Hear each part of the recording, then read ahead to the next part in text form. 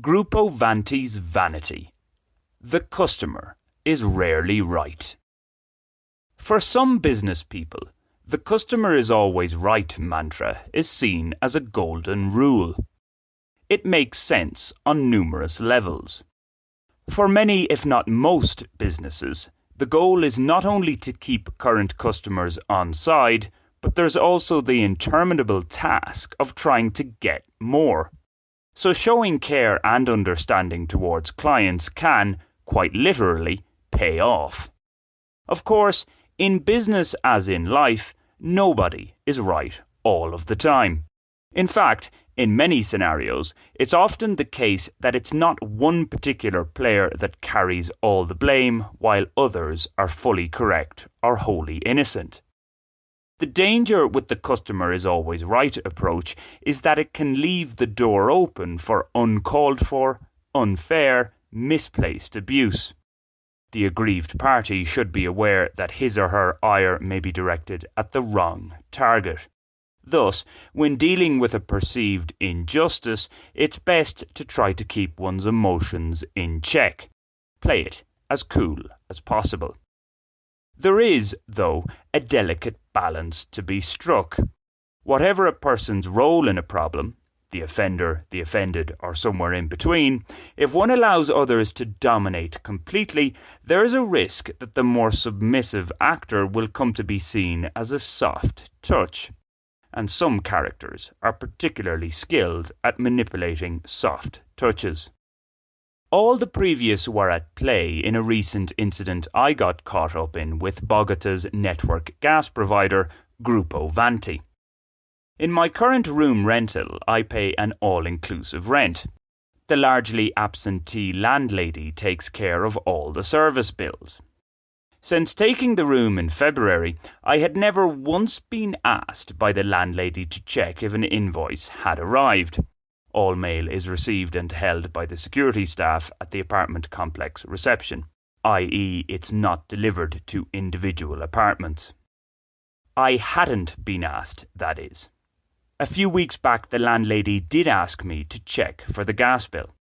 That very day, which was a Monday, I inquired about it at reception.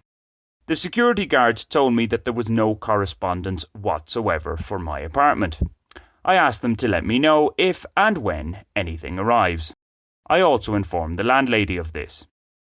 Fast forward to the Thursday morning of that week when I get a call from security telling me that a workman from the gas company is on site to disconnect the gas.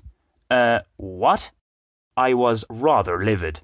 As I frantically contacted the landlady and communicated with the security guards at reception, it was discovered the gas bill had indeed arrived a few days earlier. Within minutes, the landlady paid the bill plus a reconnection fee, effectively a late payment penalty. During that time, very much not in control of my emotions, I had an angry exchange with the Vanti employee. Talk about misdirecting one's rage. So while subsequently discovering that this employee should have reconnected the gas that day, he had taken the hump due to my reaction and refused to carry out company orders. The next day, Friday, I contacted Vanti and after a long-winded WhatsApp and Twitter exchange, I was told the gas would be reconnected by close of business. It wasn't. So on the Saturday morning, I went through all the same long-winded message procedures, repeating myself umpteen times, to be again told that the problem would be resolved that day. This time, however, I warned Vanti that if the gas wasn't reconnected, I would do it myself. It wasn't an overly complicated procedure. Surprise, surprise, it wasn't reconnected that Saturday. So I did as I said I would. I turned it back on. The very next Monday, I got a call from Vanti asking me about the current situation. I told the caller that I now had gas again, but this was no thanks to them.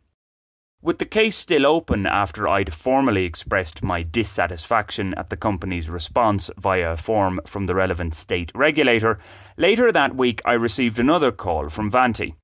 I was told that my complaint and claim had been elevated to another area, I was, for the record, looking for compensation for the days without gas and for having to actually reconnect it myself. A few days later, I got an email from Vanti which effectively said the company had no case to answer. Be about your business and stop pestering us, please. Like all the previous responses, information was given on how the complainant could continue with the case.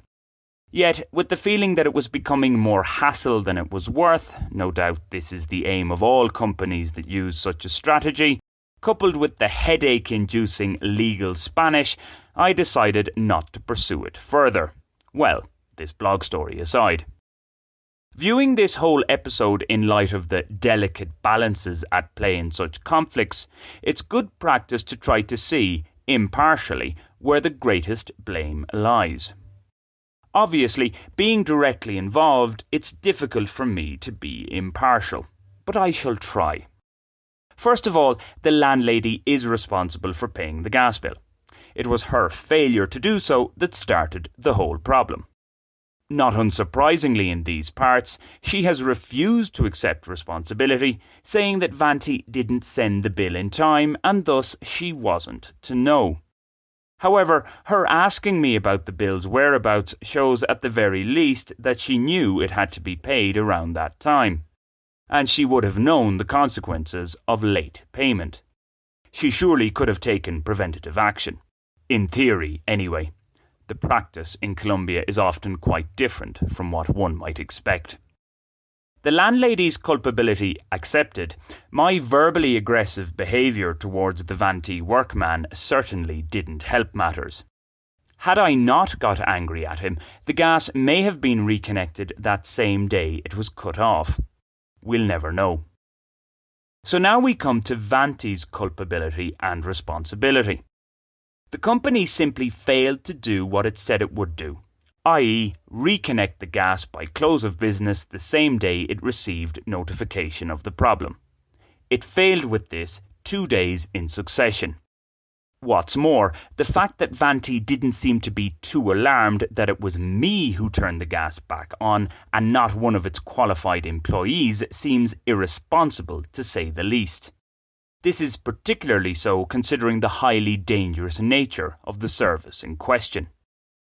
In many ways, it was a Colombian solution to a problem. After a host of wrongs, a right of sorts was stumbled upon. What still bugs me, though, is that the greatest losses in all this were on my side. I was the one who was left without gas, unable to cook food for 48 hours. I also had the headache of directly dealing with the issue, the time and energy spent in contacting the company, having to repeat the case details various times. Okay, the landlady had to pay the reconnection fee, but that's the price for her failures mentioned above. As for Vanti, well, the rich just get richer. It's at a net benefit in this whole affair. In Colombia, not taking responsibility is a trait to be condoned, not condemned. It does seem to pay off.